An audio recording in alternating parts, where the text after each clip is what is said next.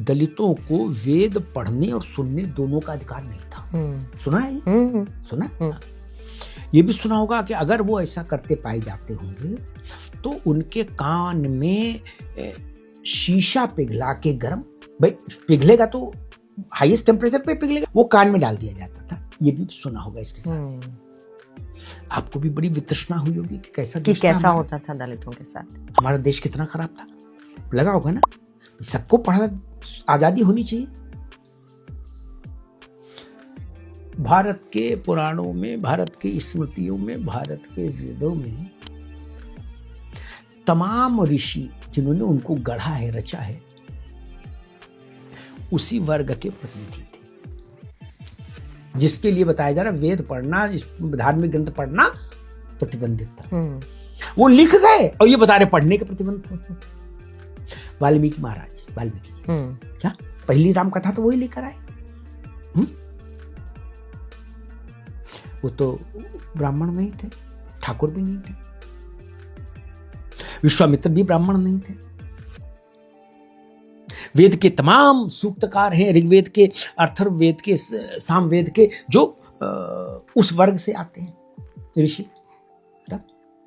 और उन्होंने क्या क्या कर दिया, वो लिख गए और ये बता रहे पढ़ने पर भी गोली मार रहे थे। इससे बड़ा झूठ तो नहीं हो सकता ना।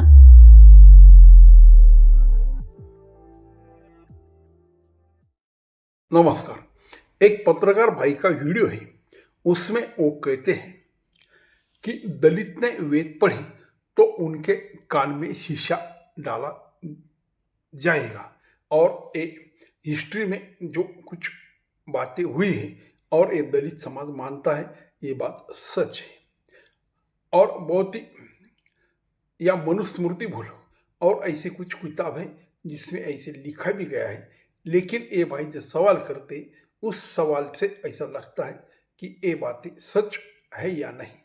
क्योंकि आज भी दलित ये मानता है कि पढ़ाई करने को, जब उस काल में वो पढ़ाई करना चाहता था उनके पूर्वज, तो उनके कान में शीशा डाला जाता था। जो ब्राह्मण थे और जो ताकतवर हिंदू वाले लोग थे, ये इन दलितों पे ऐसा अत्याचार करते थे, ये दलित मानता है। लेकिन ये पत्रकार ये कहते हैं कि जो वेद लिखे गए हैं और जो स्मृति लिखी गई है, वो धर्म ग्रंथ लिखे गए हैं, उसमें लिखने वाले तो कोई ब्राह्मण ज़्यादा नहीं थे। क्योंकि जो वाल्मीकि थे जिसने राम कथा ली, वो तो ब्राह्मण नहीं थे। वो विश्वामित्र जिनको बड़ा ऋषि कहा जाता है, वो भी कोई ब्राह्मण नहीं था। ऐसे बहुत ही बड़े बड़े शास्त्र लिखने वाले, वेद लिखने वाले, इतिहास लिखने वाले, हिंदू के धर्म ग्रंथ लिखने वाले, ये जो ऋषि मुनि थे, उसमें ब्राह्मण तो कुछ बहुत ही कम थे।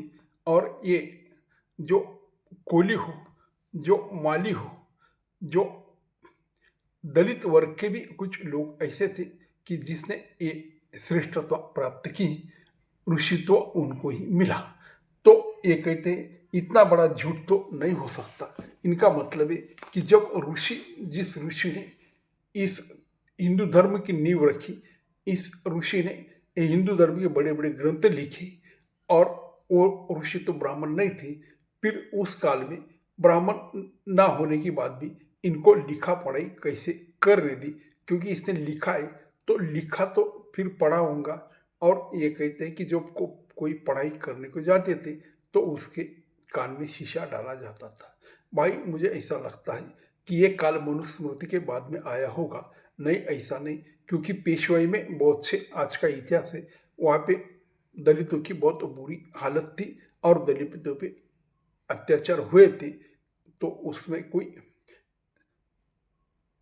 अस्वीकार की बात नहीं है।